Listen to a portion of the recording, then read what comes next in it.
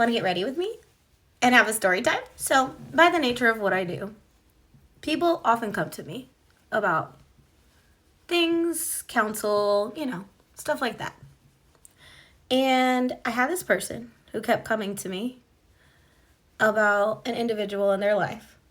And that individual is also in my life.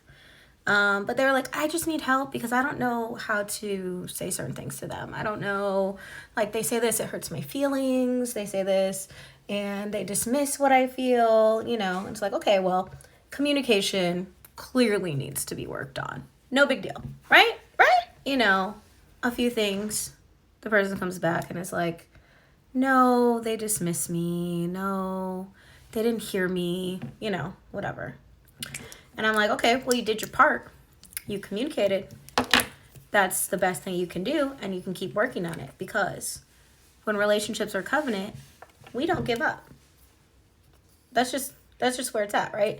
If we're supposed to be in covenant, we're going to work it out. We're going to keep working it out. We're going to keep finding ways, especially since no extreme abuse is happening.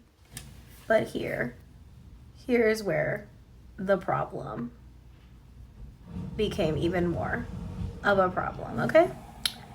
Because this individual decided to start telling me things that the other individual was saying about me negatively. They would often phrase them as like questions, or, oh, they just asked me a question about you, or they said, hey, I feel like this person is like this, or that the individual was warning them about me. Okay, now this is crazy because we're all, connected. And if you're new around here, I'm known to be one of the most feely sensitive people, right? Because I actually love people and I care about them. And so if there's one way that the enemy can always get to me, it's if you hurt my feelings. And I just feel like if Holy Spirit is known to be so sensitive, right? Most people compare him to like a dove. It's like doves are sensitive. They'll fly away from you if you're not kind, gentle, carrying the fruits of the Spirit. Then who are you to say that I can't be sensitive? Now I'm working on it though, in some ways, not to overgeneralize or personalize it, right? But in this situation, this individual says, she asked the other individual about me, and they said, fuck no, fuck that. Fuck you. That's a direct quote.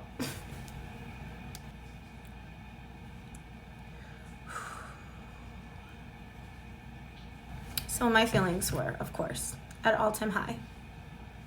Very upset. Because it's not even the principle of somebody saying that they don't care for someone. It's just like, wait, what? It's the audacity of the conversation in the first place, right? But, however, comma and, once I calmed myself down and thought about things, in my feelings still though, to be honest, I realized that this could be something that could just be solved with communication, right? Possibly. What do? I communicate. Hey, what's up with this?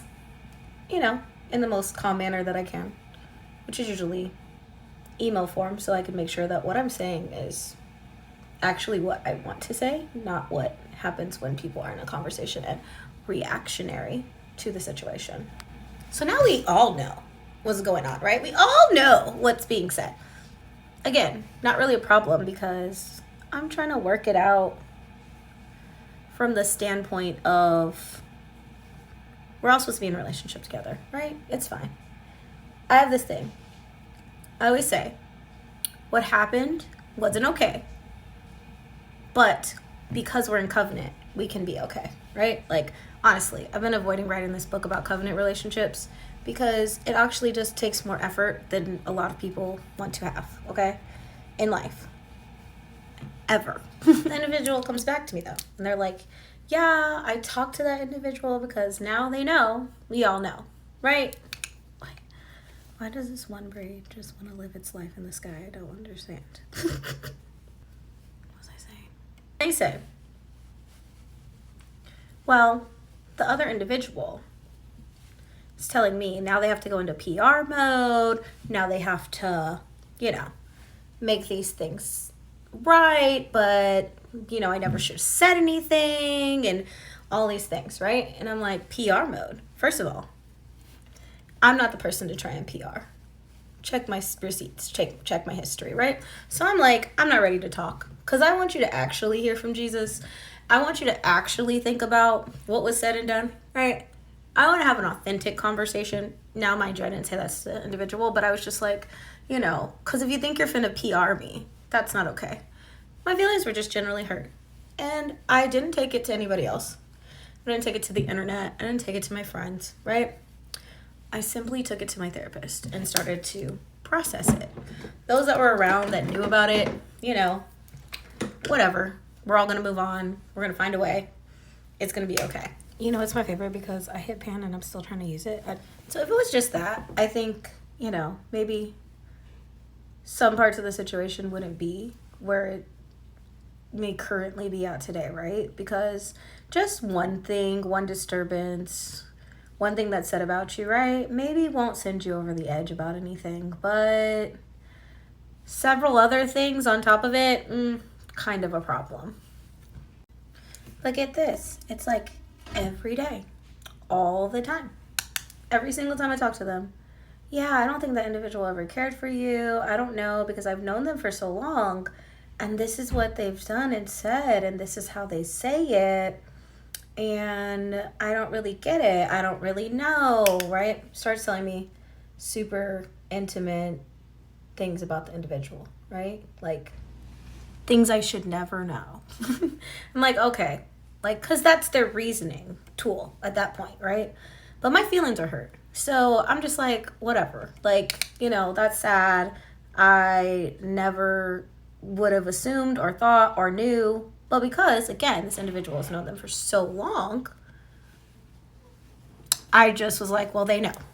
I mean, thank God that one of my nicknames previously has been the Vault because, if people can tell me things, there's stuff I know that people will never know, even the closest people to me. Because I think that it's super important to keep the confidence, not just of people, but of Holy Spirit, of God, right? So even if God reveals certain things to me, my closest individuals will never know. So yeah, and I will never shed that. It's not tea. It's not something to just spread around because this is people's lives. You understand? You know what I'm saying? Again, another one that's hip hand, but it's so pretty and I need it to layer for the look. I'm going to make it happen. So in the process of all this, one of my intercessors comes to me and is like, hey, mind you, she doesn't know anything.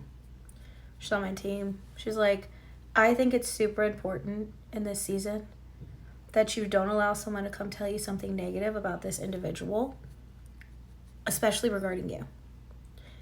Even if the person said it, even if that's how they feel, the other individual, maybe not even maliciously, is causing a rip and a tear between you because you're not sure and you're still getting to know this individual and you have to see them from a pure place.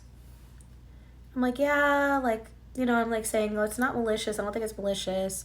I think they have anxiety. I think they get overwhelmed. I think, they're just like, this is what's being said about you because these things have been said about me before in different ways and I don't want that to happen to you, right? They think they're doing good, but it's really, it's getting to a point that it's created so much emotionally for me because what's being said is just genuinely not who I am. But how do I fight that, right? Also, I don't have a lot of people here. So one person being off in my world while I'm building is chaos for me. Oh my God, this pineapple is so good, y'all. I know. On my own responsibility in, honestly, I started approaching this as a feeler, not a thinker, right? I'm a solutionist. I like things to be resolved, but if I get in my feelings mode, I'm not really thinking of solution. So, quite honestly, I was just like, wow, what do I even do with this? Not even sure. Not even knowing, right? This is new, never used it before, but I'm doing like a shoot today, so I think it'll be cute. Let's hope. And the thing that sucks is this is like not necessarily resolved. Oh my god, is this so pretty? Oh, this is so pretty. This is so pretty. But what do you know? After all this back and forth, crazy talk, being present, yada yada yada. The first individual starts going around and telling people my reactions to what was said to me, right? Telling them things that they observed about me. Now, granted, I can expect that in life in general, right? But there's this big chasm, hole, deep valley, right? That has been created between me and other people based on an individual's perspective. And that is not easy to conquer or come over or even to believe, because emotional reasoning, like that cognitive distortion, makes people build evidence against a person without ever actually having evidence, right? You might be thinking, what's the point of this story if it's not resolved? Usually give us resolved story times. Yeah. No. So the point of this one is, most people at this point would give me the logical pass of cutting people off, right? Most people would be like, you have every right, can't believe this happened, you know, just like, be done. It's cool. I am not a cut people off type of girly. And I'm going to tell you, because I'm almost 40, that cut off instant gratification thing doesn't help as you're maturing in life. By the way, I didn't want to be blush blind today, but I'm doing like this overly over the top like Barbie thing. So this look will make sense when you see what I post later. So here's the thing. Of course, trust has been broken on multiple sides, right? I'm not even just saying that my trust is broken. Maybe on their side too. Here's how to not cut someone off, but try to progress through it. Clearly, if someone's in a heightened state, you can't explain anything to them. I think we actually need to like sit with that more as people. That like, if someone is defensive, if someone is hurt, if someone is processing, they may not be able to hear you. So that may take a time period of something maybe being awkward or misunderstood, or especially when you're dealing with prophetic people, they think that they know, right? They just think that they know. They get something in their mind and they're like, I know this for a fact because I'm a prophet. And I'm here to tell you that sometimes we just don't know things, right? We don't think we know. And because we're not willing to hear the other person out, we have to be honest and real about where we're at with that process. If you know that you're not ready to receive a reconciliation conversation, it's kind of pointless to go through it. Sometimes you have to push yourself past your feelings for sure, but you have to be real about where you're at. So I'm not even attempting to really have like any conversations at this point. I'm just showing up and being consistently who I am and acknowledging my feelings, myself, my responsibility, and the fact that I received the information, right? And the fact that I didn't process it in the healthiest way. And the fact that I'm not really sure what's going to happen, right? The thing that makes us so uncomfortable most of the time with situations where someone has hurt us or broken our trust is that we don't know the unknown. And a lot of people will say it's healthier of a boundary to cut people off. Now, I have recovered in previous relationships. I've had friendships for 20 years. I've had relationships with leaders for 15 to 20 years, right? I've had people that have been consistently in my life, and those things and friendships and spiritual connections, like all of that stuff, at some point, somebody is going to say something. At some point, somebody's going to do something that you're not going to like. It's just the truth, right? But when you have love at the forefront of it, then I personally have seen and feel like anything can be worked out. Now, I know that there's going to be a lot of people that have this pushback to that, right? And be like, well, some things are just completely egregious and that person needs to go out of your life, right? And there have been seasons that I had to deny access to a person because no, they really shouldn't have been there. Because no, they did not honor my space. Because no, they were not trying to get better. They thought they were right and they stood 10 toes down on it. But let me just say, the seasons that we came back, the time that we have enjoyed with each other, the growth that has happened as individuals and as a group, well worth staying connected. Do I do the pink? I don't know. Because I also have this purple mascara. It's kind of cute. So I don't really know how this situation is going to end. I can't control anybody else, right? I can't tell people and beg them to believe who I am. I can't force anyone to understand where I'm coming from or what was even said to me, right? I feel like just even the fact of if I just told you some super personal information about yourself, maybe people could understand what I was experiencing. But I'm just going to give it time. And I'm going to be hopeful with boundaries. Hopeful with an understanding that unless other parties want to recover it, it won't be recovered. I'm going to be patient because a lot of times, again, when people are in a heightened state, whether they recognize that or not, they choose a violence that's not necessary or needed, right? If the narrative is that I am a harmful person and I have to be watched and I might be a little witchy, then let's just go through the process, you know? Because that's what Jesus is saying about this situation. For all situations, he may not say that, right?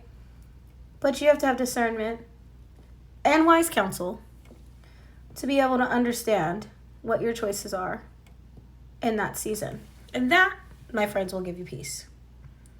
Sometimes we move too quickly with knee-jerk reactions about what another individual has done or said because we don't like to be honest that it hurts.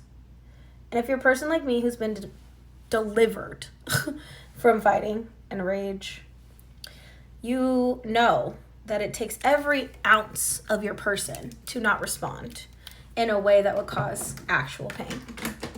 So my advice to you today is please, please, please, please guard your peace, guard your space, be kind, right? I always call it the forgotten fruit of the spirit, okay? Actually, I have a lot of fruit in front of me still. The forgotten fruit of the spirit.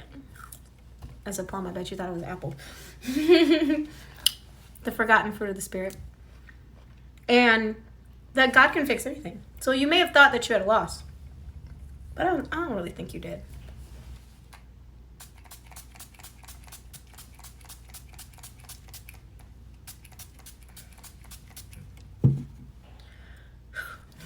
By the way, this Patrick Ta oil is everything it claims to be and more.